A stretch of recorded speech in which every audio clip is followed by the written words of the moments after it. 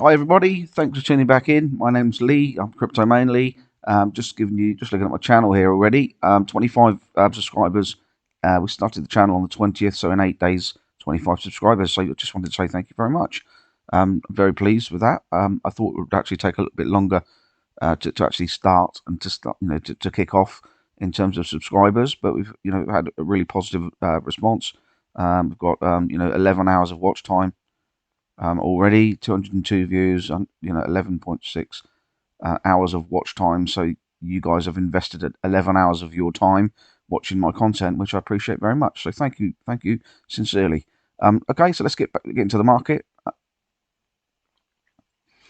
Okay, so this is my trading screen, which I use, obviously the Bitcoin chart that I use every day for trading.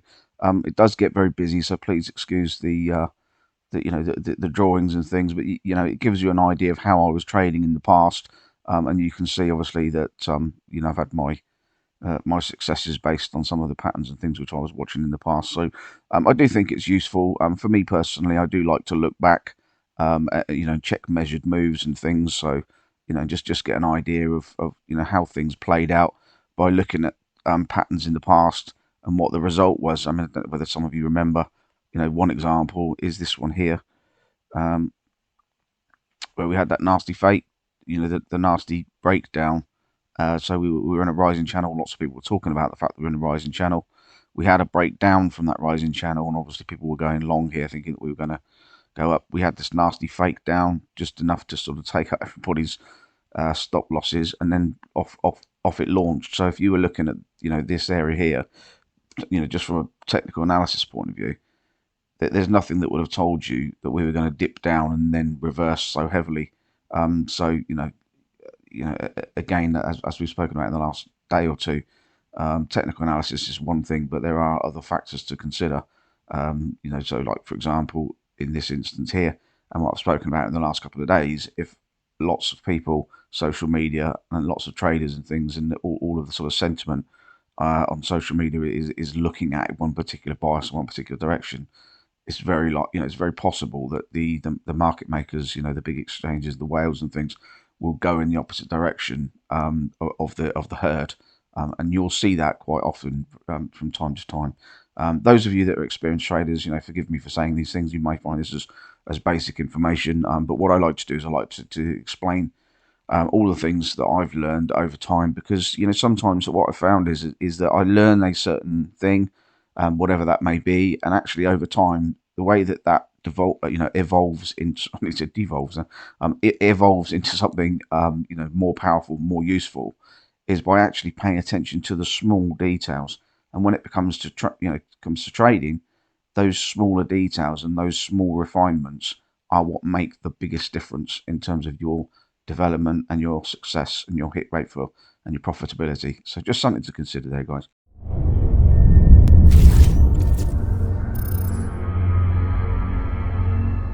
This is obviously a larger chart, sort of on a larger time frame. So we're on a daily time frame now, and we spoke about this in the last two videos over the last 2 days. So I'm just going to give you an update to what I can see. So in summary to what we were saying before, social media and all this, sort of influencers and things are looking at this this triangle here, and suggesting that when we break above that neckline, which was between 44,000 and 45,000 US dollars, that we would that would be a confirmed breakout, and we'd be off to the races. With the measured move target of up to 56, 58,000.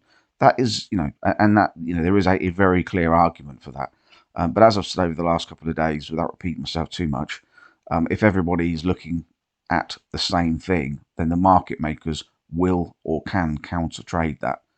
And that's what I'm worried about, which is happening at the moment. I think that we need to be very cautious. As you can see already, we've come up to this descending resistance line, which I spoke about 2 days ago, and you can see that price is already hesitating, which is normal. It will hesitate at resistance as well. I'm not saying that there's no chance at all that it will just break through and take off. It can do that, but I think that there's too many people that have missed this rising channel. If I can just highlight that for you, you can see where I've drawn it in now, just in drawings, but I've also put the channel there, so I can actually just highlight it to you guys as well. If I move that out of the way, so you can actually see. And so this is something which we need to be aware of. There are a few things here that the highs of the wicks line up, even with this most recent price action. You can see when you get confluence of things where you've got the descending resistance coming down, you've got a rising channel, and you've got the price starting to hesitate at that point. I think, as I've said previously, that I think that what's going to happen, we're probably going to end up, ranging in this area here. We may even break out above and then catch, go up to the top of this point here, which I'll show you more clearly. So we may even break out and come up to this, the top of this, this resistance line. So again, what will happen is everybody will think, well, great, we're finding support on the 45k level here. We're finding support, we're bouncing along. We then break out. Everybody thinks, wow, this is, things are going to get great. I mean, I'm already seeing on social media and in Telegram groups and things that people are already thinking, already starting to celebrate. They're already starting to thinking that the rest of, from here on in, that everything's going to be fantastic and rosy. I'd be very careful with that just for now. I'm not saying that it's all doom and gloom and we're going to get a massive correction. What I'm saying is that we are up against resistance in a number of forms. We are going to bounce along here. Look like we're gaining support. We'll break out at this point here. Everybody, that hasn't yet entered and is still waiting to enter their long positions, will likely enter their long positions there. And then we'll get the rejection from the top part of the channel again, and then we'll come down, and test these lows. So at the moment, what I've done on this Fibonacci, if I just get rid of that, get rid of the triangle for you, I'm just going to zoom in. Okay, so I drew this fib in, a couple of days ago on the video, and you can see that I've gone from the low, to the potential high, which I thought was going to be the potential high then. Hence the reason it's not in the right place now, because we did get a little bit above there. Another interesting point I'll come to in a second, but if I just move this up to now, the actual the point that it actually did get to as a high right at the top of the wick, thus far anyway. Not to say, as I say, that it won't continue higher and leave it, and everybody will be celebrating and it will just carry on. That is a possibility. In fact, in terms of from a charting and TA perspective, it's more likely that we get some consolidation, breakout, and continue higher. But this really, I just want people to consider this so that that you protect yourselves, because this correction from top to bottom here, if this does play out from here, even down to, let's say, the 0.5 Fibonacci level, which obviously is this level here at 42,600. That is a 10% move in Bitcoin, which you'll know translates to probably 20 to 30% correction in altcoins. Okay, so it's something to be aware of. We're at a critical point now. If we get down all the way to the very bottom, I think the 78.6 will be probably the lowest that we get to, and that's going to take us down to 39,000. Actually, the measure there is the actual this dotted this. Let me just make that a bit clearer for you on there. So 39,650 is this wick low on this side of the chart here. So it's also the 78.6 retracement, which is a regular retracement point from low to high. 78.6 retracement is quite it is quite common that happens. Let me just show you.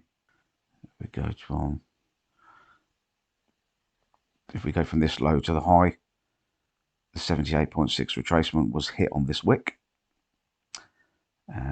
If we go from this wick, this one doesn't look like it's as deep, but when you actually draw the fibs, you can see the 78.6 is here, and it's come down, and it's almost hit the 78.6 retracement again. Even though it doesn't look like that on the face of things, that doesn't look like that retracement is so deep. So what I'm saying is, there's a, for us to come all the way back down to the 78.6 wouldn't be necessarily a nail in the coffin, so to speak. If we get down below, if we break down below this rising, this line here, this rising support line is critical. And if we break down at any point below this line, I'll certainly be watching out for that. That will be the point where, unfortunately, that's going to be, the end of the bullish mode, as it were. However, if we do come back down to the 78.6 and we bounce, I think that's the more likely scenario. And there are a number of reasons for that. I spend a lot of time researching not just the charts. I look at a lot of on-chain analysis. I look at things like open interest and leverage ratios and things like that. If you look at the open interest and the leverage ratios right now, the market is very over leveraged, and that usually will end up with a 15 to 25% correction when the leverage positions, open interest and leverage ratio is as high as it is right now. So that's the reason for the concern. Really, is the open interest and the leverage. The leverage ratios are the two things really which are just suggesting that we need to be cautious. And now when I look at this chart, there are warning signs, and there are reasons why we could, not only from a open interest and a leverage ratio perspective, but also now from a TA perspective, if we look at this channel and ignore the fact that we've just been focusing on this big triangle, rising triangle, for such a long time. Okay, but let's just have a quick look at Ethereum. Bounce.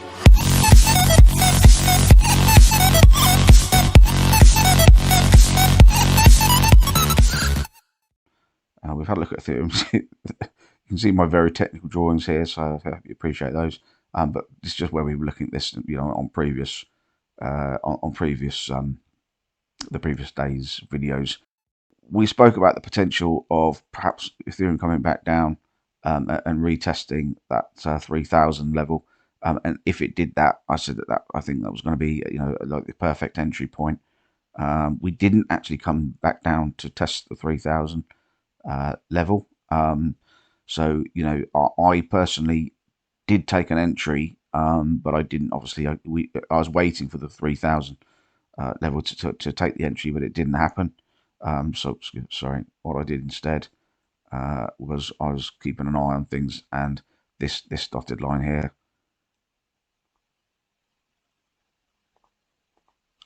So once we broke above this level, I took my entry here. So yeah, I mean, I was waiting for I wanted, and as I said on my videos and shared with you guys, if we got that pullback to 3,000, I thought that was the perfect entry. It didn't happen, so I had alerts set and things, and I actually took an entry higher. And so I'm in a trade at where's that? That's about 3,200. Again, if you've got Ethereum pumping and you've got Bitcoin pumping, one sometimes fuels the other. And also, the altcoins then also benefit from those pumps as well. But in terms of from this chart, just on the face of things, we've got, if you've got this high here, I mean, things are looking really positive. But the problem is that things always look positive. And when these big corrections happen, generally there's nothing really there are some only subtle warning signs on the charting, because obviously the market has to catch up as many people as it can. So it's those little subtleties that you'll see on various indicators that you need to pay attention to. But there is a danger that if you don't enter the market at all, is that it runs away, and leaves you behind, and you miss some of the opportunity. Which is why it's so important to measure your risk management. To ensure that if the market turns against you, you're happy with the amount that you lose. And also, if you're entering a trade, and not just sitting watching with analysis paralysis, trying to look at 15, 20 different indicators without actually entering the market at all, and watch the price disappear away from you, as demonstrated.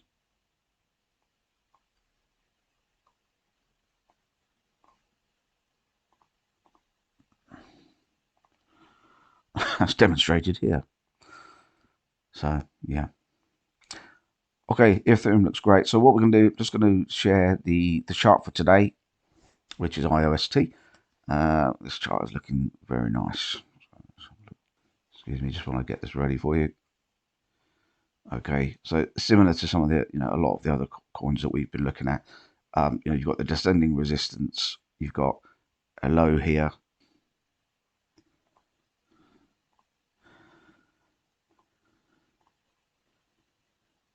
and you've got a high low here. So, arguably this is a huge W pattern, similar to the rune chart that I shared. And if you haven't seen the rune analysis video, I'd suggest that you watch that, because this is a similar situation here. Certainly short-term targets, I will just mark these on for you. So short-term targets. What will happen is we'll probably get a consolidation in this area, because you can see we're up against the resistance line here. So the resistance line here is in purple there, so it's 0.03772. So we are rejecting from that at the moment. So we'll likely come back down and just probably retest. I've already drawn it on there. This dotted line here. So we're going to get something like this.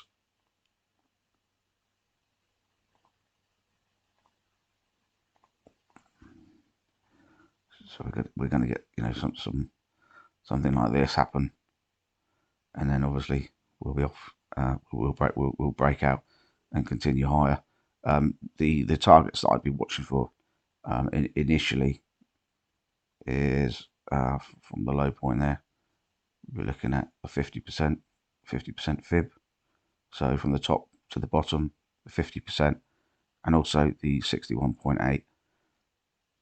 And you'll notice a lot of the charts I'm posting are very similar to this. And the reason for that is because I think that when the Bitcoin price, bounces to the 61.8, which is around about between 56 and 58,000, we need to be very, very cautious there. I think that that's the point where, all eyes will be looking and preparing for the actual rejection from there.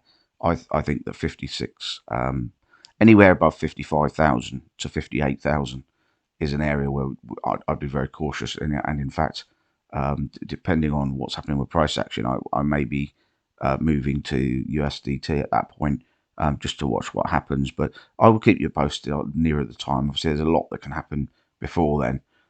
But the reason I keep, these measurements here, the reason I keep doing the same thing in terms of the same measures, from the high to the low, and then the bounce up to the 0.5, or to the actual the 61.8 above it, is because that has confluence with the bounce, from the in terms of the Bitcoin bounce from the bottom, which we'll look at on here. So I've put this target region here, and as you can see, the 61.8. You've got the 0.5 level and the 61.8, and they're comfortably underneath the sort of the target region that I'm aiming for here. Why have I gone for the 0.75 to the 78.6 on there? The reason I'm looking at that is if you go back in time and you check the previous peaks of cycles to the bottom, the bounces generally happen up to the 70% mark, which makes sense, because once it gets above 61.8, everybody and the neighbour is then thinking, wow, the bull market's back on and we're going to carry on higher. I don't think that's going to happen, but I will produce a video as we go. So hopefully, please, if you like and subscribe, press the bell for notifications, and then you won't miss any of the updates. I will try and provide a video daily with at least one free altcoin trade position set up in there, as well as obviously if there are any sort of overall macro developments in terms of Bitcoin, or the market shifts, macro shifts in the market direction of things, I will put out videos to make sure that you're all aware of that. And I will start to do live streams as well. So I'll actually click on a live stream if I see something dramatic happening, some dramatic changes I want to draw to your attention very quickly. Please make sure that you like, subscribe, press the bell for notifications, because the bell will be something which I think that you'll need to look out for. At the moment, I've started the channel. We've got 25 subscribers. I've got 11 hours of watch time already, and everything. It is only at the early stages. So if you do tune into the video, and you look at 25 subscribers with only half a dozen videos, that could put people off. But stick by me, guys. Some of you that are already subscribers know me and know where I come from, my background, and I've already experienced my technical analysis over the course of the last 2 years or more. So you guys will know what I'm all about. New people to the channel won't necessarily know who I am and my background. So please don't be put off by the fact that this is a new channel with only 25 subscribers, because I'm very much looking forward to being helping you guys in the future and steering you through the market, navigate the cryptocurrency world. There's no other asset class that offers the opportunity that cryptocurrency offers. The volatility is something which puts traditional markets and traditional investors off. However, if you're a trader, a professional trader, and you're experienced, it doesn't matter which direction the volatility is going in. If you're trading in the right direction, the volatility, whether that be in a bullish fashion or bearish fashion, that's all that you need to do as a trader. So it won't matter if the prices are going up or down. If you're a professional trader and you know what you're doing, you can trade both a bull market and a bear market successfully, with experience. So I'd like to help you along with that, guys, and share my experience and what I've learned over the last 3-4 years, so that you can maybe I can help you along the way with your own trading strategies, and maybe you'll pick up some things and learn something. As always, guys, I'm not a financial advisor. Nothing that you see in my content is should be taken as financial advice. I'm not a financial advisor. I'm not qualified to tell you what you should and shouldn't be doing with your money. I am an experienced trader. There's no sort of qualification as such that I'm aware of to say that I'm a qualified cryptocurrency trader. I don't think actually you can actually get a qualification for that. You can get a qualification for a traditional trader, but again, it's only something which is only really very basic. It doesn't, doesn't really sort of reflect what sort of level you are, or what sort of your capabilities are. So, unfortunately, guys, you've got to just trust me on things, and hopefully, like, subscribe, watch the videos, learn some things, and then over time, you'll grow confidence in my technical ability, and hopefully we'll make some money along the way. So all the best, guys. Thanks very much for watching. Always remember, take profits and buy something real. All the best, guys. Speak to you soon.